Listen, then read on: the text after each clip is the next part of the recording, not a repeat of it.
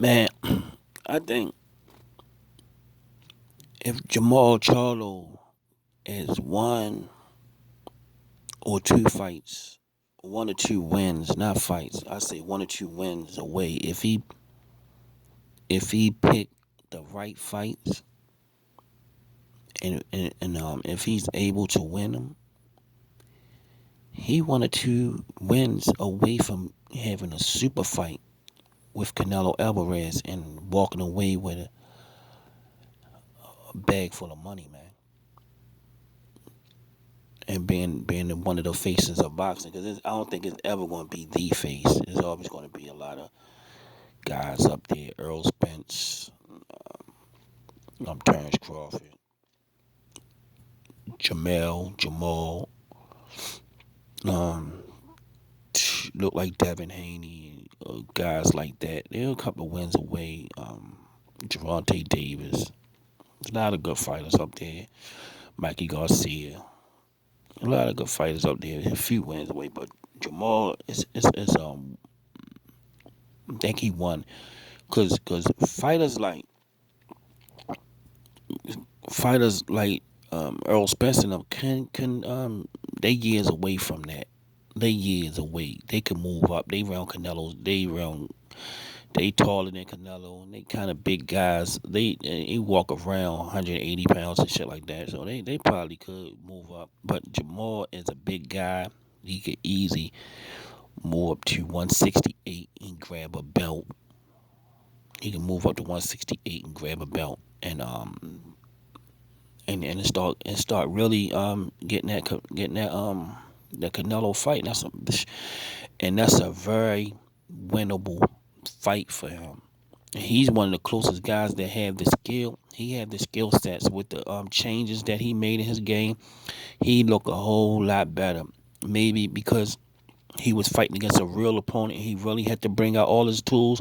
I don't believe some of these fighters pull out all their tools and that you see everything they know against certain people. They just go ahead on and bull them over with brute strength and not use all their tools. But since he fought against Derevchenko, you can see the head movement, you can see the better combinations, you can see the jab looked better, everything.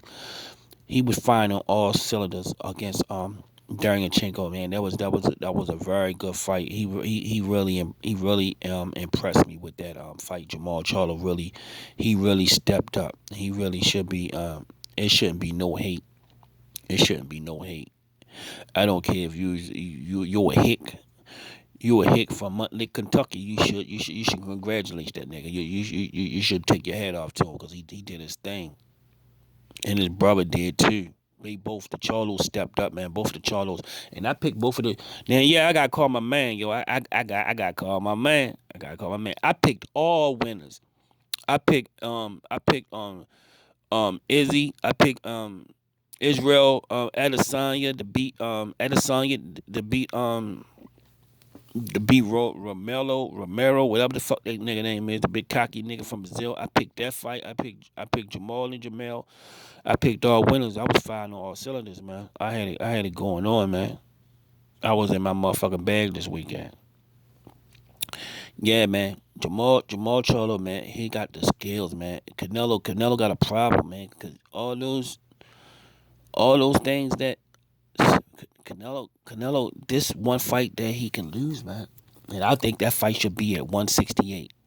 Canelo and Jamal, that should be at 158. I think Jamal should get another champion, unify all because that what happened to Danny Garcia. Danny Garcia was in this nigga spot years ago when he beat Matisse, and he started picking the dumbass fights. He started picking those dumbass fights and fucked up, trying to be slick and pick the dumbass fights and fucked up. Raw Salka, all these fights. Then he fought against the other dude and looked real bad in Puerto Rico. The dude kicked his ass with the jab. He should have picked the right fights, man, and been working. And another thing, boxers always should be working on adding different things to the game, adding different shit to your game. You should always be trying to work on your game. That's what made That's one thing about Mayweather, man. Mayweather always was continued to work on his game. That's why when his hands went bad, he still was able to beat fights and fight people on a high level because his game was complete.